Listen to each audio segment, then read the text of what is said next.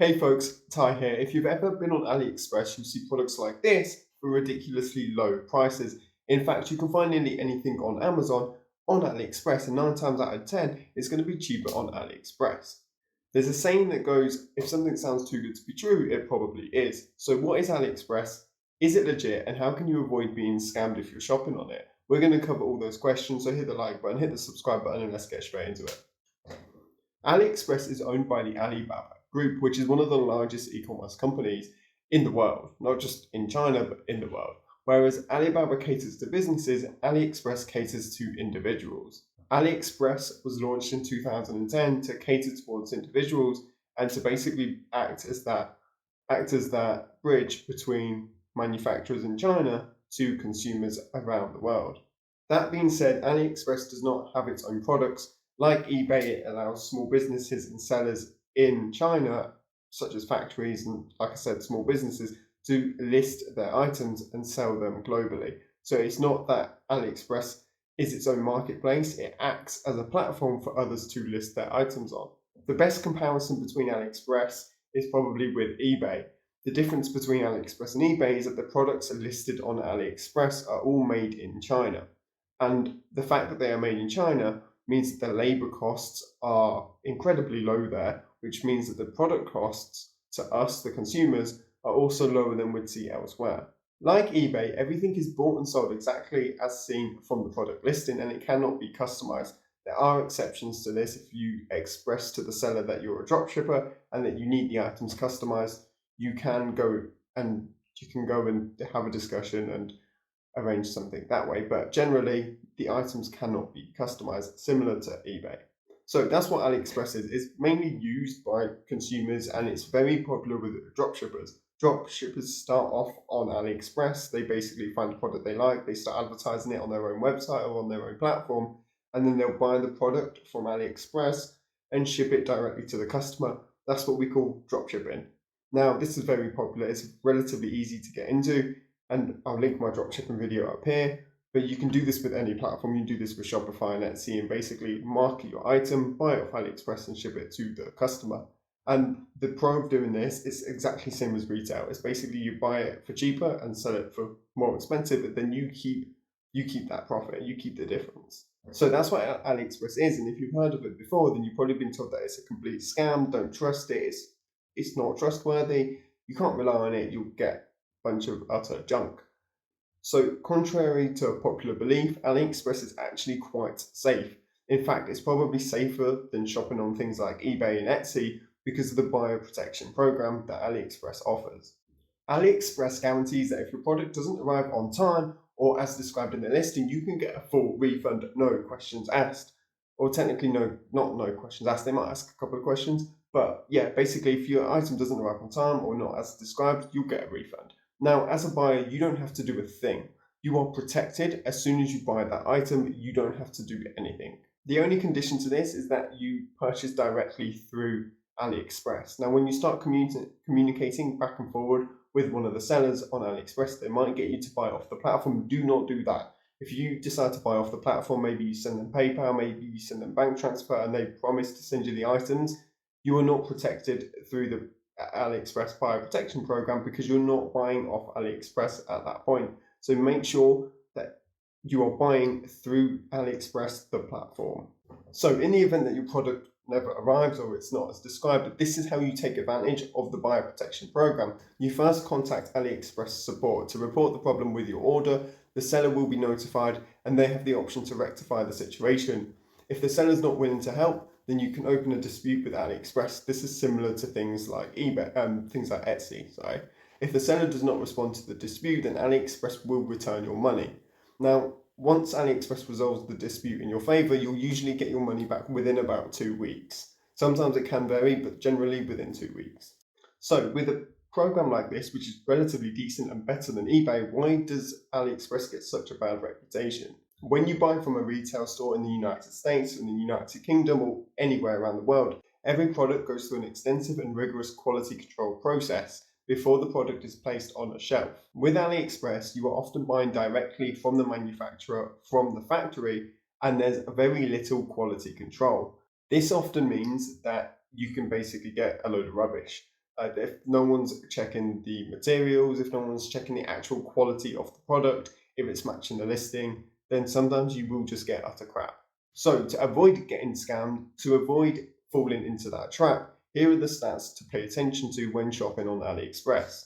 The feedback rating of the seller. Now, similar to any other platform, similar to looks reviews when you're looking on Shopify, similar to Etsy, similar to eBay, similar to any shopping platform, you want to be looking at the reviews. Now, you want a average feedback rating that is above a 4.5.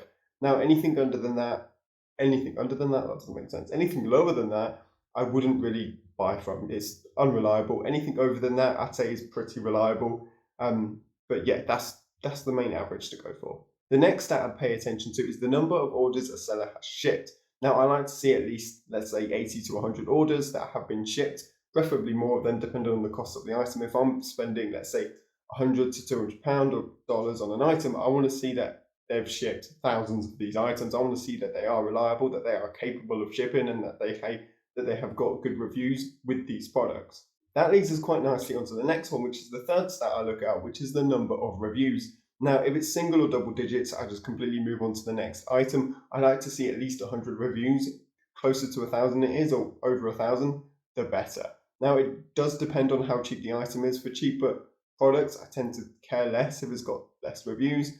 But for more expensive products, I like to see that more solidified reassurance. I like to see more reviews for that specific product. Make sure the reviews are for your specific product, because they might be for that seller. If you're buying a product from a store that's, let's say, $80, and you're seeing reviews for $20 products, it might not be the same service. So make sure you're looking at the reviews for that specific product. Now, the other bit of advice I can give you is to check your AliExpress order right away. As soon as it gets delivered to you, check it straight away. And there's one main reason for this, and it's because shipping from China takes so long. You might forget about your AliExpress order by the time it arrives, but as soon as you receive it, you want to be checking it. You must check for any quality issues, any quality problems with that product.